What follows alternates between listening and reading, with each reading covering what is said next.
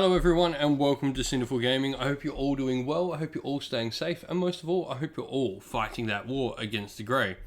Today's video, we've got another Start Collecting Age of Sigmar 3rd edition video for you, and today we're going to be looking at the Start Collecting box for the Disciples of Tzeentch, called Start Collecting Daemons of Tzeentch. Now, inside this box set, we get a bunch of different Tzeentch demon kits, so this box set really focuses, as you would imagine, on the Tzeentch half of the army. Which is cool, because there are some really fun and interesting units inside this half of the army. And so, for starters, the contents, we get one Tzeentch Burning Chariot kit. This is at the back left. It also contains the ability to build quite a few variations of this kit. So you get an Exalted Flamer and a Changecaster Herald of Tzeentch in this kit. And you can either put the Exalted Flamer on the chariot or the Changecaster on the chariot. And you get the other one on foot, effectively. So some really cool options there between the two. I recommend building up your Fate Skimmer Herald of Tzeentch on Burning Chariot for the start. It's a really cool model. So first of all, it falls under the 10 wound bracket, which is nice, which means it gets all things like Lookout Sir and can't be seen through forests, etc., which is all really cool.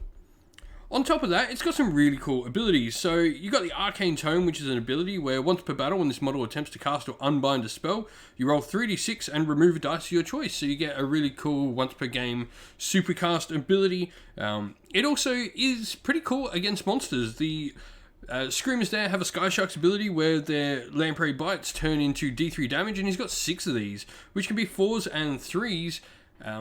So you can combine this with some really nice sort of effects here to really make this model actually be quite a good monster hitter. You can add into that the ability to get +1 a hit and get +1 a wound from various sources in the game. It can be a pretty cool little monster killer. He's probably not going to kill any of the major monsters in the game, but he'll definitely take out some of those smaller 12 wound models. Things like Ale Guzzler Gargants, or the Man Crusher Gargants, and the Beast Riders from... and a lot of the Beast of Chaos monsters and stuff like that. He could do a pretty good job at taking out or at least severely damaging said monsters. Which is cool, it gives this wizard some utility. The Exalted Flamer is the other part of the kit, and that has a couple of variations, so you can obviously use it as just an Exalted Flamer on foot, or it becomes a Burning Chariot of Tzeentch. This is a really high firepower model. With the Billowing Warp Flame attack, it gets 6 attacks at 4s, 3s, Ren 1, damage D3, so it can put out an insane amount of damage, though because it is pretty sort of, I guess, easy to take off, especially if you've only got the one on foot. He's got 4 wounds on a 5-up save. Well, he puts out an awful lot of damage. It dies at the drop of a hat. So you've got to use that model wisely. Next, though, we've got the 10 Horrors of Tzeentch. Now, this is an interesting kit because you need more models than what this box provides to actually play this unit properly at all. So, these are pink Horrors of Tzeentch, and to play this unit properly, you're going to need to pick up 2 boxes of the Horrors of Tzeentch containing blue and brimstones. This will give you the full allotment of the unit, but what it does do is gives you some really cool models with a really unique ability in the game where they have this split and split again rule. So effectively, they're just gibbering masses of chaotic mess. And when you kill a pink horror, it splits into 2 blue horrors, and when you kill a blue horror, it splits into 2 brimstone horrors, though the brimstone horrors remain on the same base.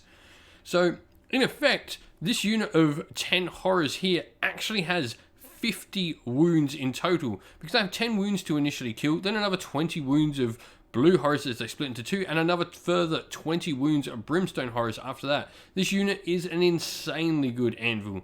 Take into account if they're near a Tzeentch demon in combat, they're -1 to hit. They also have a 6-up ward save on their war scroll as well. They can just stick around for so long and are one of the best anvils, if not the best anvil in the game. We then have the Flamers of Tzeentch. Now, Flamers of Tzeentch, these are the non-exalted variants we're talking about here, but like their exalted variant, they've got some good damage. They don't have the standard rend on their war scroll like the Exalted Flamer does, but they do have 3 attacks, 4s and 3s, and damage D3. So while no rend there, they've got some decent damage coming out of them.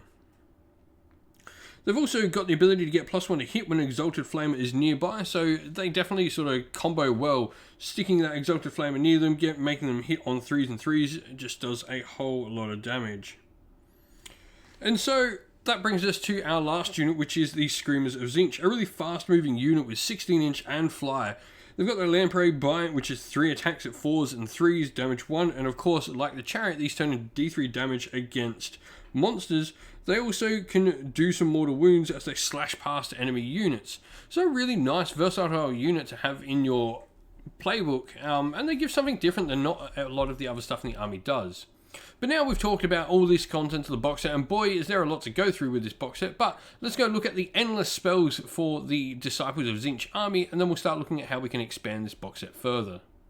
And so these are the Tzeentch endless spells, and first of all I want to mention that you should probably go look at a video we did on the channel talking about endless spells in 3rd edition, because all the endless spells really do benefit Tzeentch. They're a great casting army with lots of strong casters and lots of casters as well in general, so endless spells are just something really worth having a look at when you're playing with Disciples of Tzeentch. But these ones here are their particular endless spells meant for their faction only.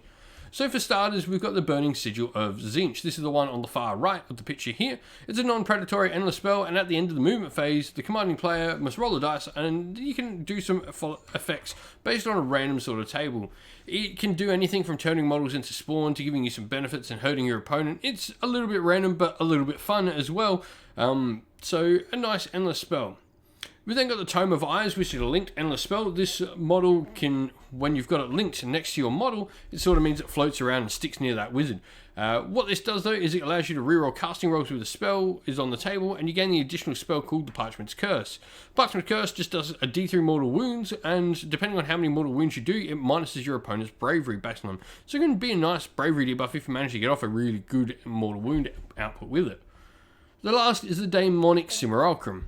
I probably absolutely butchered that name, but it's a predatory endless spell, and you roll 9 dice for one unit that it ends near, as long as it ends within 6 inches or something. On a 5 up, that unit suffers a mortal wound.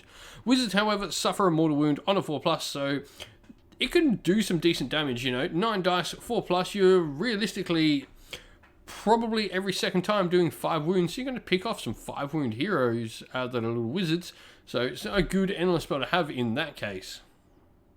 But where do we go to next to expand our force? Now, I already talked a little bit about this in the intro part, or I guess the first part of the video talking about the Horrors of Tzeentch. You're definitely going to want to go pick up 2 boxes of the Blue and Brimstone Horrors. It's going to allow you to use that box that you've got to its fullest extent, and just get the most out of those horrors and really find out how good an anvil that unit is. But enough about them, let's talk about some other stuff that we've not talked about already. So next up, I want to talk about the Lord of Change. This is your greater demon in the army. It is a really, really strong casting demon, and casters are really important, as we'll get onto in a little second. But being a really good caster, he's just a giant demon. He's -1 to hit in combat thanks to your Tzeentch Aura ability. He's just solid. He's also got a named character variant called Kairos Fate Wheeler, which is a strong special character variant that has some abilities to make dice rolls sort of appear to what he wants them to once per game, so it can be a great piece in your army.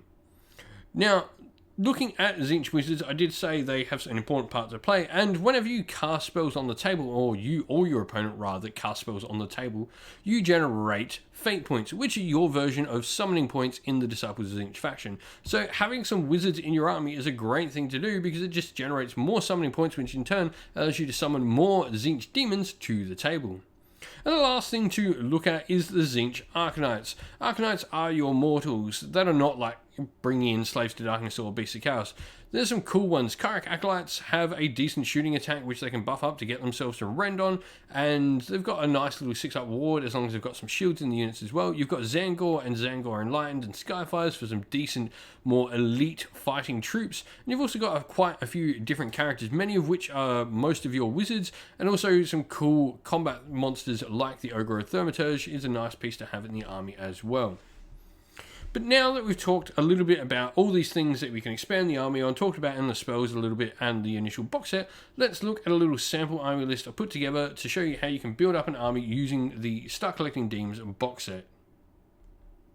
And so here we have a little sample army list for you. So we're going to be going into the Change Coven Host Duplicitus. Now this gives us a few different things. So for starters, enemy units that are within 3 inches of Host Duplicitus units can't retreat. So this is really strong, especially when you consider some of the units we've got in the army here And then we've got the command ability Impossible to Anticipate, where we can bring on some new units if other units are destroyed. This combines really well with some other stuff we've got in the army. Our command trait, as mentioned, is on our Fate Skimmer Herald of Tzeentch on Burning Chariot, who is going to be our general. He can reroll casting and unbinding rolls for friendly demon wizards wholly within 9 inches of him. This, of course, includes himself. And then he's got the artifact where he adds 1 to save rolls for himself, so he's got an automatic +1 save, so we're not needing to spend command points on him. Now, he's also got the spell Fold Reality, and this is where this really comes interesting. Fold Reality has a casting value of 7 and it allows you to add d6 models back on a 2+. You bring back the amount of models rolled on that dice when you roll the 2 up after the spell. However, on a 1, the unit's destroyed. Fold Reality combines really well with Impossible to Anticipate, where if we've got a unit destroyed on a 5+, we can bring it back. So there's a chance if we do roll that 1, we can maybe roll a 5 up and actually bring the unit back to the table. So for Battle Line, we've got 10 Pink Horrors of Tzeentch. This is going to be a massive anvil for the army. Just hold up our opponent's army. Our opponent's not going to be able to retreat, and meanwhile, our rest of our army can go around and shoot stuff off the table. 3 Flamers of Tzeentch, 3 Screamers of Tzeentch round out our force, along with the Emerald Life Swarm, which is another healing spell. This is one of the generic endless spells available to everyone in the game, and it heals D3 models back each hero phase, so a good endless spell to have available to us. The entire army drops into a battle regiment, which is a 1-drop army, and then we've got 730 points, which means we're also going to get access to a triumph. I would suggest going with Inspired for that +1 a wound. This could really make that Fate Skimmer take out a monster pretty easily if you do so. And then no allies, no reinforced units, 33 wounds, and a single drop. So nice. If you're building up a Tzeentch army with a Start Collecting Demons box, I'd love to know how you've gone with it, what you've done, and of course, how everything is going. Let us know in the comments below what you're doing with your Tzeentch and how you're finding them in Age of Sigmar 3rd edition. Well, thank you all for watching the video. We hope you enjoyed, and if you did, please don't forget to leave a like and subscribe to the channel. Also, while you're at it, if you'd like to come chat more with me and other members of our fine little community here, you can do so by following the link in the description of the video to our Discord server.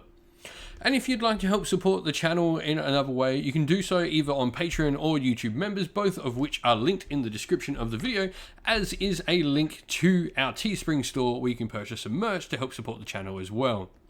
We'd like to give a shout out to everyone who does help support the channel via Patreon and YouTube members. So a special thanks to all our Patreons: Christian Weir, James Soren, Chaos Spawn, AJC, Kenny Lyle, Outer and Shot First, James Crowder, Andrew Bowen, Nathan Fee, Tim Newman, The Rising Ape, Cure Dynamic, Agu, Anthony B, MJ, and Dynet226.